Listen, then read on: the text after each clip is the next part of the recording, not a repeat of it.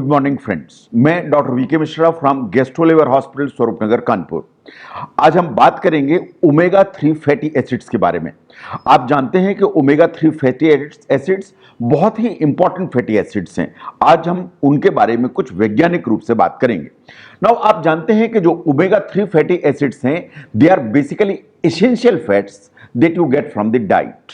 ये वास्तव में आपकी बॉडी बनाती नहीं है, इन्हें आपको डाइट से ही लेना पड़ता है। साइंस ऐसा मानती है कि they are incredibly healthy fats which you require from the diet. ये आपकी बॉडी के लिए, आपके ब्रेन के लिए बहुत ही ज्यादा बेनिफिशियल माने जाते हैं। बट प्रॉब्लम यह है कि जो इंडियन डाइट है विच इज डोमिनेंटली वेजिटेरियन, इसमें ओमेगा 3 फैटी एसिड्स बहुत डेफिशिएंट माने जाते हैं। नाउ क्वेश्चन ये है कि ओमेगा 3 फैटी एसिड्स हैं क्या। वास्तव में ओमेगा 3 फैटी एसिड्स एक पॉली अनसैचुरेटेड फैट्स की फैमिली है जो आपको डाइट से ही मिलती है, ये आपकी बॉडी में प्रोड्यूस नहीं होती है।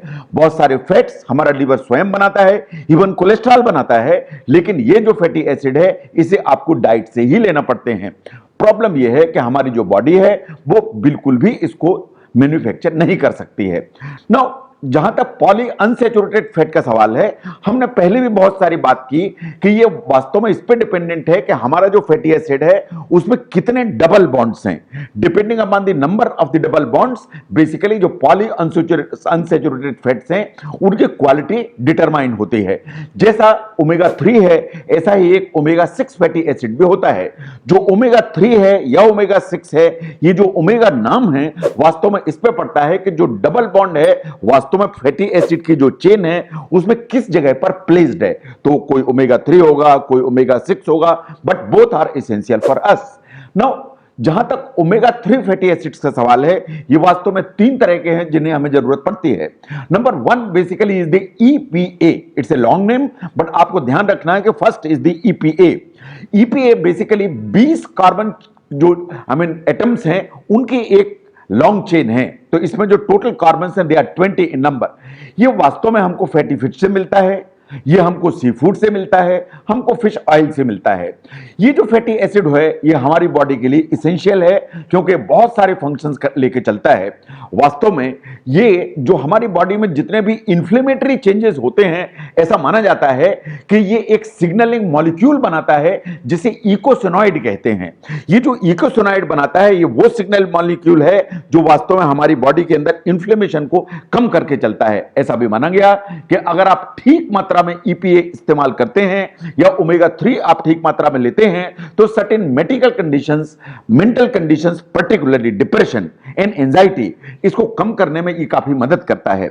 नंबर 2 पर आता है DHA। DHA basically 22 carbon atom का फैटी एसिड है। यह भी हमको मिलता है फिश से, सी फूड से, फिश ऑयल से, कुछ थोड़ा बहुत एल्गी से भी मिलता है। जहां तक DHA का सवाल है, DHA वास्तव में हमारी जो बॉडी में सेल्स होती हैं या कोशिकाएं होती हैं, सेल्स के मेम्ब्रेन के स्ट्रक्चर को मजबूत करने में मदद करता है। एंड वास्तव में ऐसा माना जाता है कि जो नर्व की सेल्स हैं, ब्रेन की सेल्स हैं, आईज की सेल्स हैं, उनके स्ट्रक्चर को मेंटेन करने में DHA का बहुत ही इंपॉर्टेंट रोल है। साइंस ऐसा मानती है कि आपका जो ब्रेन है उस ब्रेन के अंदर 40% जो पॉली अनसैचुरेटेड फैट है वो वास्तव में ओमेगा 3 है in the form of DHA। तो आप समझ सकते हैं कि DHA आपके ब्रेन के लिए कितना इंपॉर्टेंट है। इन DHA basically is a part of omega 3 fatty acid. Now जो DHA है ये प्रेगनेंसी और ब्रेस्ट फीडिंग में भी बहुत इंपॉर्टेंट माना जाता है। ऐसा माना जाता है कि जो बेबी है उसके development, particularly nervous system development या ब्रेन के डेवलपमेंट के लिए DHA इज वेरी इंपॉर्टेंट। जहां तक मदर के ब्रेस्ट का सवाल है या ब्रेस्ट मिल्क का सवाल है, ब्रेस्ट मिल्क में DHA ठीक अमाउंट में होता है अगर मां ठीक अमाउंट में ओमेगा 3 फैटी एसिड कंज्यूम करती है। और ये जो DHA है वास्तव में बेबी को मिलता है, जिसके चलते उसके ब्रेन एंड उसके आई दोनों के डेवलपमेंट में उसको मदद मिलती है। Now the next is basically ALA। जो AL है ये basically 18 carbon atom fatty acid है। ये सबसे ज्यादा हमको कहां से मिलता है? ये हमको प्लांट बेस्ड सोर्सेज से मिलता है। ये हमको फ्लैक्स सीड से मिलता है, चिया सीड से मिलता है, वॉलनट से मिलता है। ये बहुत सारे बायोलॉजिकल फंक्शंस बेसिकली करता है और हमको मदद करता है। लेकिन ऐसा भी माना जाता है कि जो ALA है, वास्तव में हमारी बॉडी में अगर ठीक अमाउंट में होता है तो बॉडी इसको EPA एंड DHA में कन्वर्ट कर सकती है। लेकिन ये जो कन्वर्शन का जो रेट है ये ह्यूमन बींग्स में उतना एफिशिएंट नहीं है।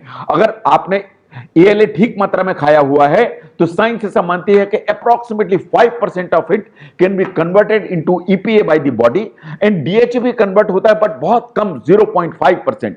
वास्तव में साइंस ऐसा मानती है कि आपकी बॉडी में अगर ALA ठीक मात्रा में है तो बॉडी एक्चुअली इसको एज फ्यूल और एज एनर्जी कंज्यूम करती है, इसका वास्तव में दूसरा कोई यूटिलाइजेशन नहीं कर पाती है।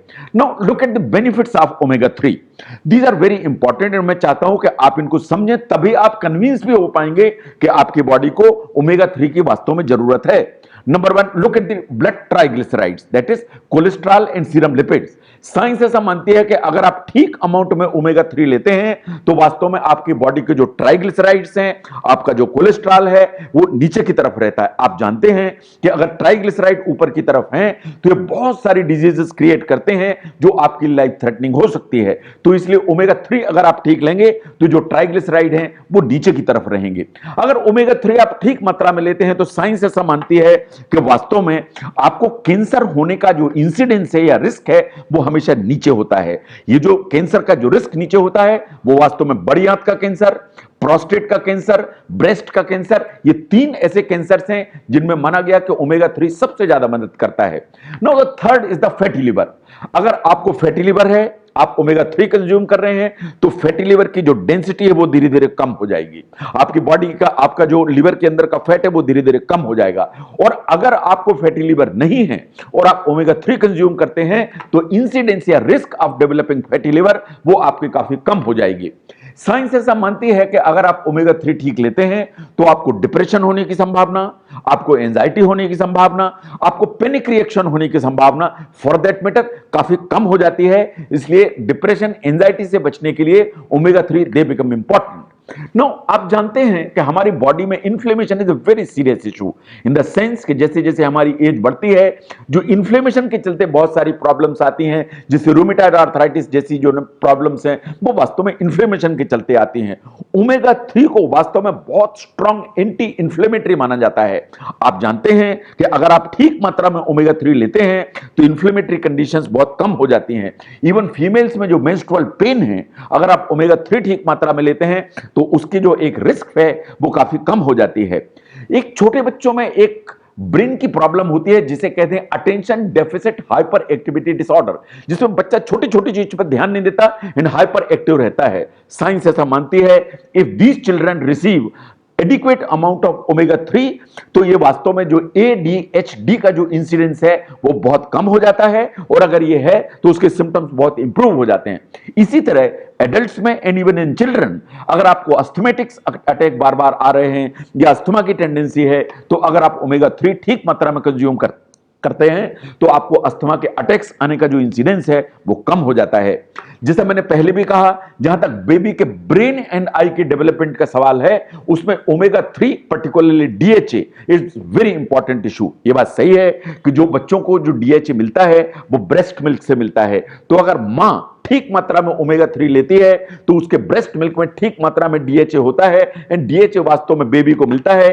और अगर बेबी को DHA मिलेगा तो उसका ब्रेन एंड आई का जो डेवलपमेंट है वो अप टू द मार्क होगा। ओल्ड एज में आप जानते हैं कि एक प्रॉब्लम खड़ी होती है जिसे हम कहते हैं डिमेंशिया। ये वास्तव में ओल्ड एज में भूलने की बीमारी है, इन द सेंस कि ये इतनी ज्यादा प्रॉब्लम क्रिएट करती है कि आप छोटी छोटी चीजें, बड़ी बड़ी चीजें एंड वास्तव में आप अपने लव्ड वंस को भी भूल जाते हैं कि ये मेरी वाइफ है, ये मेरा बच्चा है, ये मेरा मेरी डॉटर है, आप इन्हें सब भी भूल जाते हैं। इसे कहते हैं डिमेंशिया। इसे एल्जाइमर्स डिजीज भी कहते हैं। साइंस ऐसा मानती है कि अगर आप ओमेगा 3 ठीक मात्रा में लेते हैं तो इंसिडेंस ऑफ या risk factor of Alzheimer's disease या डिमेंशिया ये काफी कम हो जाता है। Now look at the heart disease. आप जानते हैं कि अगर ओमेगा 3 आप ठीक लेते हैं तो आपके ट्राइग्लिसराइड्स नीचे होंगे। अगर आप ट्राइग्लिसराइड नीचे रहेंगे तो आपको कार्डियोवैस्कुलर जो हेल्थ है वो आपकी अप टू द मार्क रहेगी, यानी माना जाता है कि आपको हार्ट अटैक का रिस्क और स्ट्रोक का रिस्क दोनों वास्तव में कम हो जाते हैं। नाउ प्रॉब्लम यह है कि अगर मुझे ओमेगा 3 लेना चाहिए या मेरी बॉडी को एडिक्वेट ओमेगा 3 मिलना चाहिए, तो हमेशा यह क्वेश्चन खड़ा होता है कि आपकी बॉडी को पर डे का रिक्वायरमेंट कितना है। साइंस ऐसा मानती है कि अगर हम कॉम्बिनेशन देखें ईपीए एंड डीएचए का, तो आपको पर डे 250 से 500 milligram combination of EPA and EHA DHA आपको दिन भर में लेना चाहिए। तो optimum would be between 250 and 500 milligram of omega 3 fatty acids. But in pregnancy and breast feeding females, science ऐसा मानती है कि आपको 200 मिलीग्राम एक्स्ट्रा डीएचए या एक्स्ट्रा ओमेगा 3 फैटी एसिड लेने की जरूरत है। नाउ क्वेश्चन है कि अगर आपको ओमेगा 3 लेना है तो आपके लिए ठीक क्या है? नेचुरल सोर्सेज से लेना चाहिए या आपको सप्लीमेंट लेने की जरूरत है? देखिए, जहां तक उसका सवाल है, the best is to go for the natural sources. जो नेचुरल सोर्स है उसमें सबसे important is the fatty fish. और जहां तक फैटी फिश का सवाल है, ये आपको एडिक्वेट अमाउंट में ओमेगा 3 देती है, जो आपको बेनिफिशियल इफेक्ट्स आपकी बॉडी को देता है। लेकिन अगर आपके पास में ये सब जो ना फैसिलिटीज नहीं है, तो you can go for supplement as well. Now जो ईपीए एंड डीएचए जो कि ओमेगा 3 सबसे अच्छे माने जाते हैं, तो साइंस ऐसा मानती है कि ये फिश, एंटार्कटिका क्रिल और एल्गल ऑयल, ये 3 सोर्सेज हैं जिसमें डीएचए एंड ईपीए सबसे ठीक मात्रा में होते हैं इन ओमेगा 3। लेकिन अगर आप वेजिटेरियन हैं, तो algae possibly is the only vegetarian source जिसमें आपको ओमेगा 3 ठीक मात्रा में मिलता है। ये बात सही है कि आप प्लांट सोर्सेज से भी आपको ओमेगा 3 मिलता है, बट उनकी अमाउंट कम होती है, जैसे वॉलनट है, फ्लैक्सीड है, इनसे भी आपको मिलता है, बट बाई एंड लार्ज इनकी अमाउंट कम होती है। तो फ्रेंड्स, जो ओमेगा 3 है, ये वास्तव में हमारी हेल्थ के लिए बहुत इंपॉर्टेंट है। ये वास्तव में हमारे ब्रेन एंड नर्वस सिस्टम की हेल्थ के लिए इंपॉर्टेंट है। ये बहुत सारी डिजीजेस से हमको बचा के चलता है। जो ओल्ड एज है उसमें जो डिमेंशिया, एंजाइटी, डिप्रेशन या अल्जीमर्स डिजीज, ये बहुत इंपॉर्टेंट प्रॉब्लम्स हैं। इनसे अगर बचना है तो हमें अपनी डाइट में adequate amount of omega 3 fatty acids इसको इंश्योर करने की जरूरत है।